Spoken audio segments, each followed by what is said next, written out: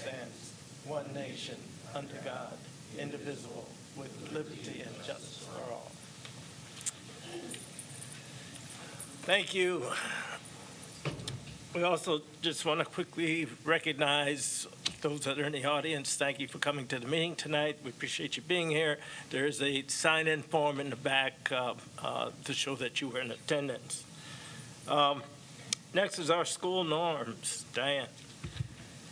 The board developed norms are to share and respect varied opinions and speak with a united voice once a decision has been reached, to prudently prioritize resources in a student-centric manner that aligns with the district's strategic plan, to exhibit a mindset of continuous improvement through adequate preparation for meetings and a commitment to board education, to commit to assessing board effectiveness to ensure high-quality governance for the staff, students, and community of Jamestown. Thank you. I don't believe there's any public communication at this point. Anyone have a conflict of interest on anything that was in the agenda? Okay. Then we'll move to the consent agenda. This is several things that we can agree to all at once, unless there's something specifically someone wanted to pull off to discuss. Okay, motion by Roger. Second by Aaron. We have a motion and a second to approve the consent agenda. Any discussion? Hearing none. All in favor of the motion say aye. Aye. Motion passes. Oh, I should mention Dan Tweeten is joining us on the phone system. Thank you. Thank you, Dan. Next item, going down to our regular meeting, we have recognition, and this is always an exciting part. We have those that have come up to 25 years of service to our district, and I've asked Heidi if she would read off those names. We'd like to thank the following individuals for their 25 years of service, and as your name is read, please come up to this side of the table over here. Wendy Halverson, Jerome Wagner, and Barb Williams. We'd like to thank you for your 25 years of service to the district.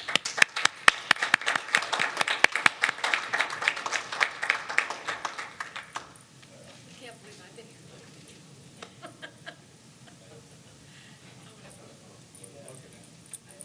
Jerome. I got it. Yes. Thank you, Jerome. It's just a.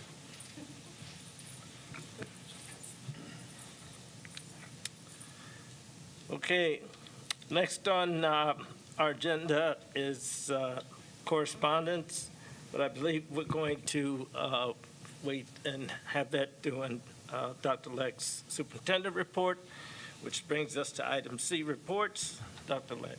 Thank you. You do have my written report. I'll walk through that and certainly answer questions if you have any. First item, health and safety updates. We're continuing to see a downward trend in positive cases, household contacts, total impact, which is a good thing. We're certainly happy for that. I think we need to continue to commend those staff that are continuing to work with those district protocols, as we think about all the pieces that have to come into play every single day that makes this different than school has been in a number, well, I guess for the last 18 months or 2 years or so. Just to continue to recognize that the folks that are doing that work, but we're certainly glad to see those numbers continue to decline in terms of positives plus total impact. Later on in the agenda, you do have a school resource officer joint powers agreement with the city of Jamestown. They have already approved that joint powers agreement at their September 7th meeting. I want to thank the city of Jamestown for their continued support. That includes Scott Edinger, Chief Edinger, Captain Leroy Gross have been really very involved in continuing the SRO program. Sarah Hellickson at the city of Jamestown has been great to work with in terms of getting this updated joint powers agreement, so we're certainly appreciative of that. So this is a continuation of that 75-25% split for the school resource officer position. They work through us. They are employees of a school resource officer is still a police officer, employee of the city of Jamestown, but we contract that time, 75% of that time annually. That other 25% over the summer, they continue to work for the city of Jamestown in law enforcement, and they do different shifts. They may cover vacations, really whatever they need them to do. But we really saw the impact of not having a school resource officer when we were short in the city, and they had to use that position to cover their needs as a city. And so the fact that we can have Officer Jeffrey back with us, or Officer Jeffrey in an SRO position back with us full-time, really been a huge benefit to the district, and hopefully we can continue that through the approval of the joint powers agreement. The superintendent evaluation, there's also an agenda item on that. Amy has put together a timeline. I did update just a few points to that as well. I linked the century code that requires the superintendent evaluation twice per year. The first of those being a formative evaluation, the second being a summative evaluation. And just a reminder, I won't talk you through the timeline, although I think that's a good timeline to work from. I'll just remind you that you work by section, and you want to make sure that you're getting all of those sections done at least once. Amy will bother you, remind you to do that if you have not done each section. And then that's important because when it comes to the evaluation process, you vote on each section. And your options are satisfactory, unsatisfactory. Those are the options that are outlined in code. So you want to make sure that you are using those two options. You're voting on each section as satisfactory or unsatisfactory. That's why you go through that process and you vote on each section. So board relations, you'll vote on that. Community relate, you'll vote on each one of those sections one by one. We are having, I think you should have all received an invitation from the University of Jamestown for the stadium dedication. That is occurring on Friday at noon, October 8th. That will be at Hanson Stadium. We're also going to try to organize a walkthrough for those in the community that want to Erstead Field. And I know Darren Erstead and his family will be present. I think might get an opportunity to speak at the ceremony as well. So we want to make sure that everybody that wants a chance to walk and check out Erstead Practice Field has an opportunity to do that as well. Certainly not as well known or as the Hanson Stadium, but a really important piece of the project for us. And so we want to make sure that we have an opportunity for people to walk that practice field as well. Dietrich's contract is coming up in June 30th of 2023. Nothing we need to do now. I just want to make you aware we had a multi-year agreement with Dietrich's, and I think it's just time for us to coordinate with other schools, see what those price points are, and just get ahead of that game. So more than anything, just making you aware. The last piece is what Mr. Allen referenced earlier. Gustner Elementary received a commendation from the North Dakota Department of Public Instruction. They ranked in the top 15% of all North Dakota public schools based on an index that's called the North Dakota School Accountability Index. I think it's a great honor for our school system and also for Gustner and the staff. And I just want to outline that there's really two ratings that come from this, the top 15% and the lowest 20%. So there is some accountability that comes with being in that lower 20%. It's some additional support that comes. And then the rest, the other 65% are not categorized, but they're somewhere in the middle between that top 15 and the bottom 20%. I'll say that Gustner Elementary is the only Jamestown public school that's categorized by DPI. But as I referenced in my report, it is not unusual at all for larger school districts to have schools in each of those areas. Some in the bottom 20. That usually goes in the secondary schools and in high poverty elementary schools are typically the schools, if you look across the state, that fall into that lowest 20%. And I'm actually very happy to see that, certainly that we have somebody listed in the top 15%, but also that we have that we're somewhere in that middle of the middle 65% as well. And I think we need to be proud of the award. We absolutely need to recognize Gustner for the great job that they've done. But I don't want it to take away from the other schools as well. There's a lot of factors that go into something like a school accountability index. These are variables that they add up together. We talk with students all the time. You're more than a score, and our schools are more than a score too. And I think we need to honor that work and say, hey, that's a great honor, but I don't want it to take away from the other schools that did not receive a top 15% either. I think we have excellent schools, excellent teachers, excellent staff, and a great community that supports education. And I think the fact that we've seen these results, I think are pretty indicative of the support that we have in Jamestown for our educational system. But with that, I would stand for questions. Any questions? Okay, hearing none, we'll move on to item D, which is our board education. And tonight we have political competency, the food pantry program. Danielle Giesler, I'm sorry.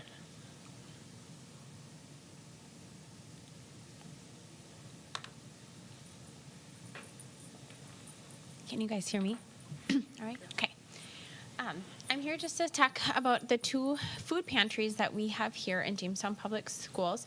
They are located here at the middle school, and there's also one at the high school. I'll just give you a brief background on them and then some statistics, and then I'll open for questions. The one at JMS, we started in the spring of 2019 and the fall of 19 at the high school. All of our food is supplied through Great Plains Food Bank out of Fargo. I don't know if you are aware of Great Plains Food Bank. So they do come on a truck. We order and it's delivered once a month. So what we do is you have an open order window, and you go on and they have a menu of things online, and you choose what you would like for your pantry. And then you have about 5 days to do that. It usually opens on a Friday, closes on a Wednesday, and then the following Tuesday our orders come. The high school picks theirs up at Community Action, and then we pick ours up at the Salvation Army. For logistic purposes, they don't bring it to the schools. They drop it off with their other drop-offs at their other food pantries. So that's where we pick all our stuff up at. And oftentimes, on top of what we have, we sometimes do get extra things. So sometimes on the truck that day, they might have fresh bread. We've gotten that before. Sometimes they might have apples or other produce that's fresh. Sometimes they'll have dairy products. So then we'll get that as well. And we try to be mindful of that, because early on we would take lots and then it would go bad because it's fresh. So that's the only downside to that. But we have heard through Great Plains that we are going to be getting more fresh things like that, simply because grocery stores, a lot of their canned and preserved things, which is what we get, are starting to sell them for a lower profit margin to like the dollar stores and things like that. So they still get their money back, where before this is all donated to Great Plains. So they said grocery stores are now trying to get rid of a little bit more fresh produce when they have extra, so which is nice. We do have access to a fridge here that we can store some things in for a short amount of time, and we do have 2 freezers as well. But typically it's dry goods and then frozen foods that we get. We sometimes have gotten community donations. For instance, last winter, the Buffalo Museum donated, I think 50 to 80 pounds of ground bison meat that we were able to give out, which was really nice. And occasionally we'll get food drives in the community that donate to ours. I know the high school this year is planning to have a hat day to raise some funds to purchase some extra things. And they've also been in contact with the local grocery store and distributors to see if they can get donations that way as well. Because sometimes when you order, so I said you order, it's not like you have the same choices every time. So one time we might have peanut butter and we stock up, and then we won't have peanut butter again for 6 months. Or you might be able to get noodles one time, but you don't again. So it's not always the same things over and over again. And we do like to choose like foods that kids can make on their own as well. So we do like quick snack foods as well as things that are easy for a child, a middle school, high school kid to make. So sometimes that's available and sometimes it's not. So it is nice when we get donations, or if we're able to, I'm assuming the high school is planning on getting like some more snack things like granola bars and things like that. So, but that's basically how the ordering works and our food procurement works. So once a month, and we do at the middle school try and send out a reminder to our families when we get a delivery. Hey, the food pantry's stocked. This is how you get a hold of us, and I'll talk about how they do that. At the middle school, we allow community members to have access as well, because Great Plains has said that is something they do. We get a mix. I would say the majority of the access that we have are district families. Every once in a while, we'll get a referral from Salvation Army or from Community Action, like, hey, we don't have what you're looking for, but you can try. So we do get that sometimes. We have them call the office and set up a time if it's an adult that's not in our, to set up a time, just to ensure that someone's there to help them. Otherwise, during the day, the students are able to alert us that they would like access. And they just let the counseling staff or someone in the office know. For JMS students, we had a community member who was kind enough to donate backpacks to us. So they go back and forth, the kids bring them back, but we were very appreciative of that because they can just take home a backpack with what they want, and then they bring us the backpack back. And that's worked really well. And then we do have shopping bags that the community members can use that we were able to get from Great Plains.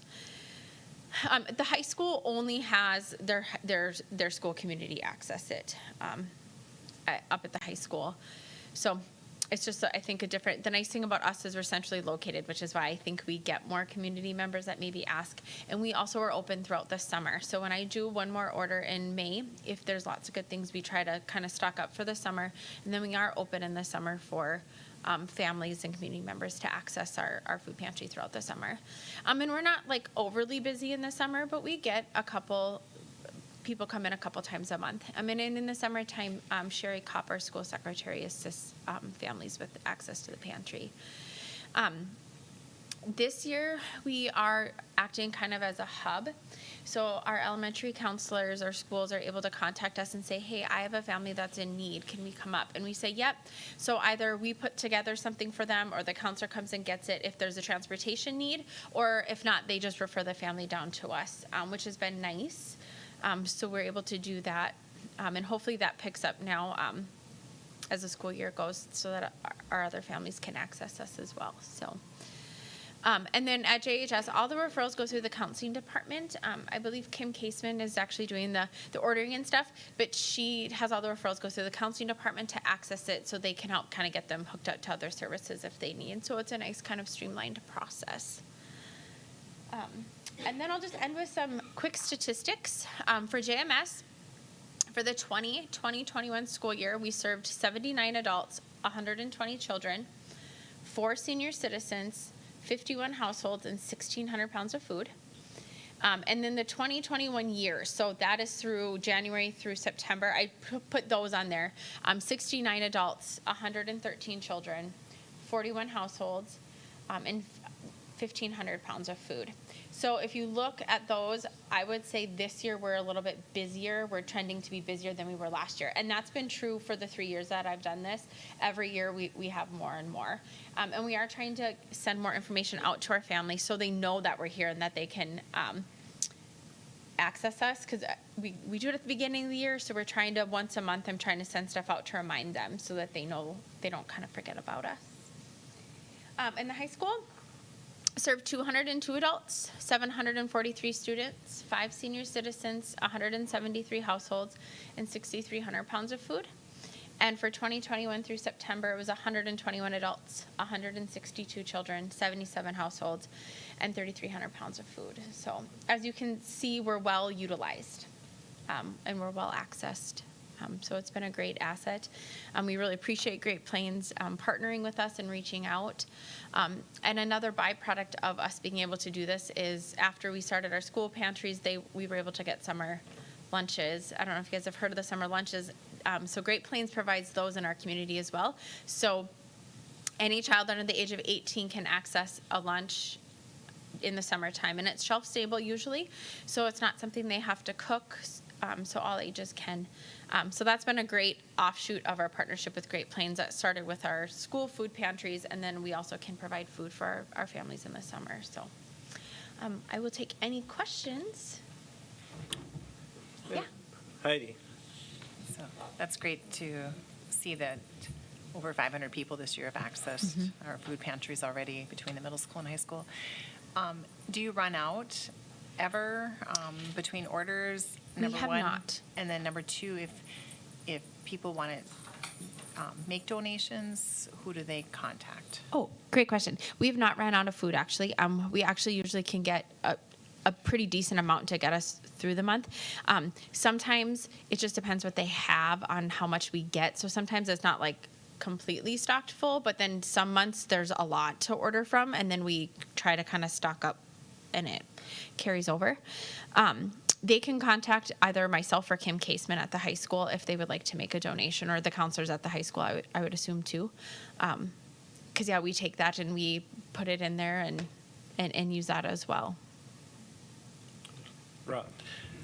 So thank you, Mrs. Giesler. I know that a few years ago when we started this program, you were really very instrumental in getting this started at the middle school, and that offshoot, that happened, then moved over at the high school as well. So thank you for that. The question I had, or maybe more for awareness for the board and for the public, is most comes at no cost, but it isn't Oh, yeah. all Correct. no cost.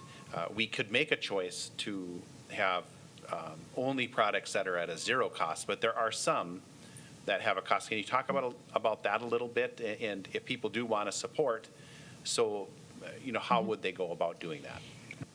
Yes. So most things are of no cost, but sometimes there are things that come.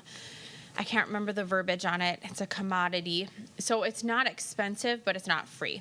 So, and when we've done that, we've been able to access some money that was donated for school lunches and things like that.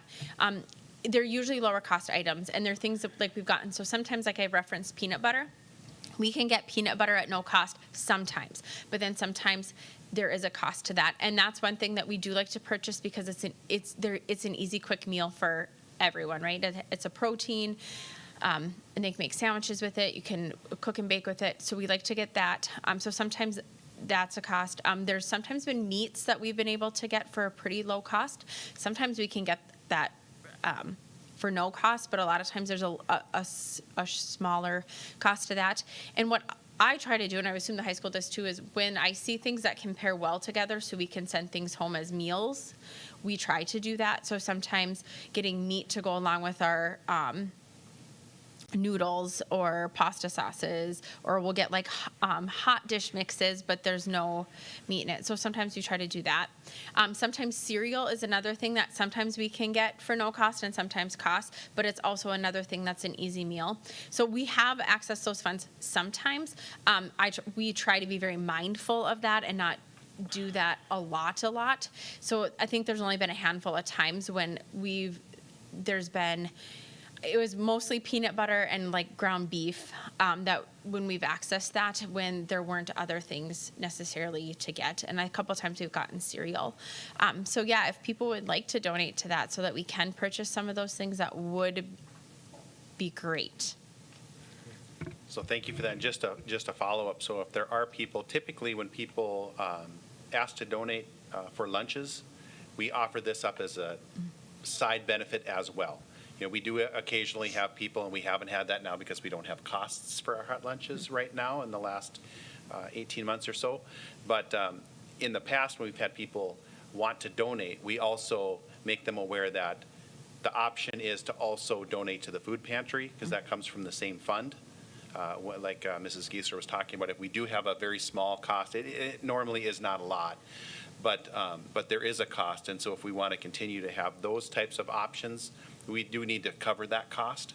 And so, again, if people want to donate to the food service / the food pantry, they could just contact central office, and we would make sure that gets in what we call the counselor's food service account.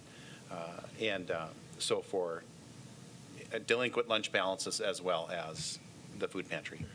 Yeah, I think the most it's ever been was like $15, and we got like 20 pounds of hamburger. So it's very low cost, but it's usually for items that are things that would be a huge benefit to our pantry and for our families. So Yeah, I think it's been about a couple of $100 a year between both the high school and the middle school on the high end. And one other thing that I just started setting up this week is we are also going to be ordering along with the library, because I don't know if you guys are aware, they have a after school program at the library now. And a lot of our middle school students are the ones who are utilizing that. But Janae Mesky, who is our person at Great Plains, kind of hooked us up together, that they've been looking for like snack options for students after school. So her and I are working together on if there's the snack items that we can order through Great Plains, then we will be the vendor for them, and we'll be sharing that with the library. So I thought that was a really worthwhile cause, especially since it's not going to cost us any extra. It'll just be a couple extra boxes that I have to pick up on pickup day, but we thought that'll be good. So we're going to work with the library on that for their after-school programming. Any other questions? Aaron? Yeah, just wondering how much effort does it take to administer this program? You mentioned the counselors and yourself. Oh, yeah. It's pretty minimal. The most is I have to enter statistics in once a month, but I have a spreadsheet that we all just record everything in, and then I just go in and plug the numbers in. So that might take me 10 minutes. And then the most is picking the food up would be and that's honestly just because it's on a Tuesday, and at the middle school we do guidance on Tuesdays. So sometimes it's like, okay, who's going to go between the Mrs. Solis, our social worker, and Mrs. Kichosha, myself, it's that coordination effort. And sometimes we need two vehicles. And then oftentimes we get students to help us. Builders Club helps us unload and organize in the pantry. And then there's other students that are maybe in STARS class that are complete with their work. They'll come down and help us too, which is nice because I think it's important for them to kind of see that side of our school and the service projects that we do. So I would say maybe the most, maybe an hour a month that I put into it. When people come, they make appointments, so we just make sure that someone's available. Sometimes it's after school, sometimes it's during the day, and they're usually here for 10, 15 minutes. It's a pretty quick process. We let them in, they can peruse and get what they want, and then we write their statistics down, which is just exactly what these are. How many adults live in your household, how many children, how many senior citizens, and then how many families live in your house, and then we weigh it. So that it's pretty quick. So it's not very, I would say it's not very time consuming at all. Anyone else? Diane? Thank you so much. It sounds like a fantastic program, and I wonder what the community was like before this came into being. But this is a subjective question, but I'd like your opinion. You know, you see on the television that 1 in 6 children in the United States is going hungry. You have your finger on the pulse of our community. Would you say that we're getting to almost everyone that needs help? No. I would say there's probably more people that could access our services that aren't able to. And I think when the community people pop in, it's we're starting to see that they're able to make connections, because I don't know if you know, the other food banks, oftentimes people are limited on the amount of times that they can come. We're unlimited. And we tell our families that you can come as much as you need. But I do believe, just looking at the summer meal numbers, that we could be serving way more families in our community. I definitely believe access to food is definitely prevalent in our community. Just to follow up, do you think it's because they don't know about it, or they just have other reasons that they don't want to take advantage of it? I would say both. And we're working on our publicity, so to say. so that our families are aware that we have access. And I'm hoping we did not know before that we could be a hub for the elementaries. I was not aware that I could order things and they could access us as much. So we're hoping with that we'll be able to access service more families, and they'll have more access to us. One more comment, if I can. We also continue to have daily bread freezers So the food that is prepared in our kitchens, instead of throwing excess away, we can freeze that, and we do that. Each of our buildings has freezers, and so families can also access that those pre-made foods that are located in the Daily Bread freezers as well. So that's another program that we have that services some. Yep, and we also have the Transition House makes meals, a freezer meal once a week. So we use that for our families as well. So that's really appreciated. So we do try to utilize all our resources when we're helping these families out so that they can get what they need. Okay, I had questions written down, but you guys were so great, they all got answered. I do have one question about storage. Is there ever an issue with not having enough storage? Because I'm thinking about, what we're going to be doing up at the Career and Tech, and I don't know if that's something that can help or support this program. I think, we have what was an old in-school detention room that was not being utilized anymore is what we've used. And it's an okay space. I mean, it's tight. Like, you can't get like 4 people in there. But it's an okay space. We can get a decent amount of food in there. I think the high school has something similar, like in their back behind their counseling office. I know the elementaries don't have room, which is part of the reason why they haven't looked at expanding into the elementary buildings, because it does, it takes up space. Like, we're lucky that we have the room that we do. But I don't know what at the high school what that looks like, if they need more space or if that, if that would be a benefit or not. Very good.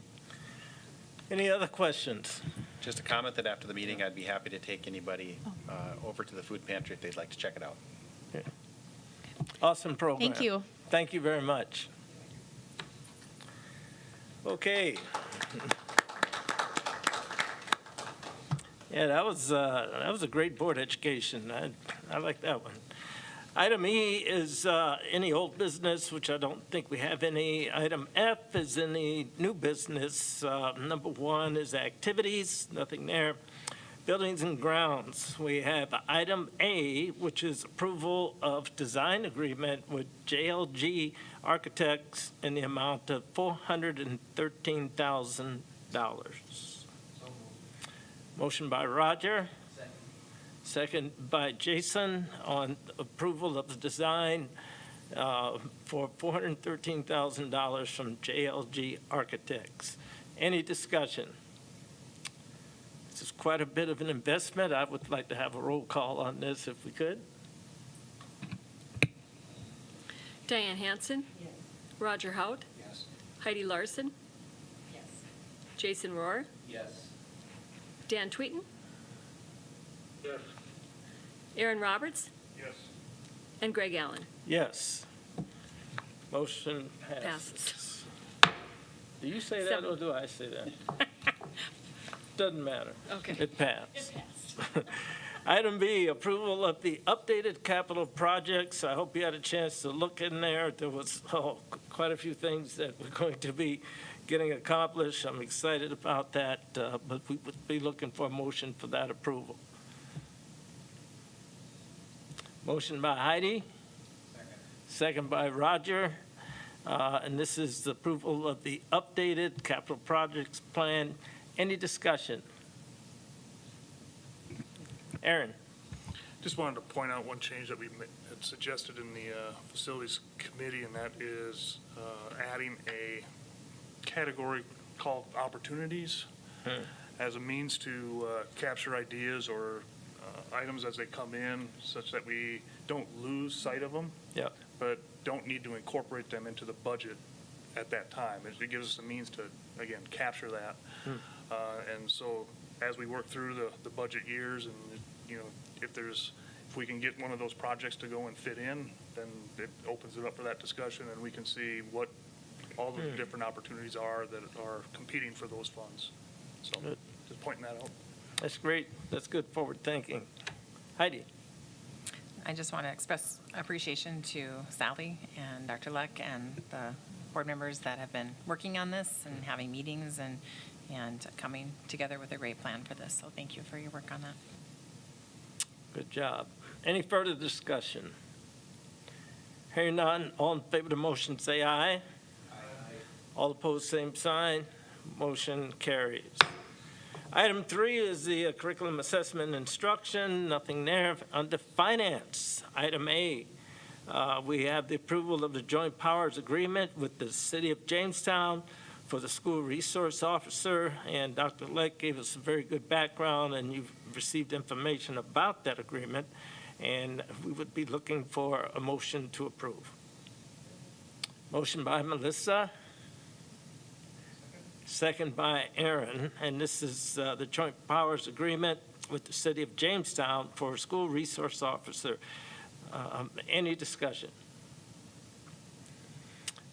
There's one point that I would add, that when I was on the board when we started this. Well, I've been on the board when we started anything, but this has been an awesome program, because one of the greater things I've seen from it is by having the presence there, the students get to actually see and talk to an officer, and I think that really puts a positive spin on with the students. And of course, they've been helpful in many projects, but I think this is just a great agreement, and I'm glad that the city is working with us to do this. It's awesome. So, any other discussion? Aaron? So which year was it that this program was implemented? No, it would be before that. Yeah. I think 2008, maybe, somewhere in that range.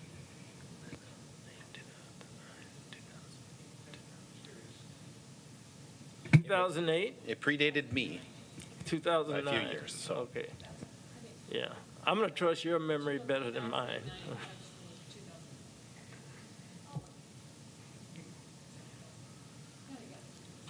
It has continued to be a 75-25 split, though, just Yeah. on the time, so Yeah. that's been pretty consistent. We pay, the question may come up, how do we pay for this? We use our Title IV-A. Yeah. So they are federal dollars that help us support the cost. So it's been great. You know, the only thing that I would say that could be improved with the school resource officer program is it would be nice to have two. You know, when we're at a point where we could have two, I think the needs could certainly support that. If we were to have an elementary and then a secondary school resource officer, I know if you talk to Captain Gross, he would tell you the same, that he sees the need there that would exist at some point as well. Okay. Are we going to just move on, Sally, or? You didn't vote on it. Yeah. I mean, you were looking for something. I didn't know if you found it. I'll look, I'm just.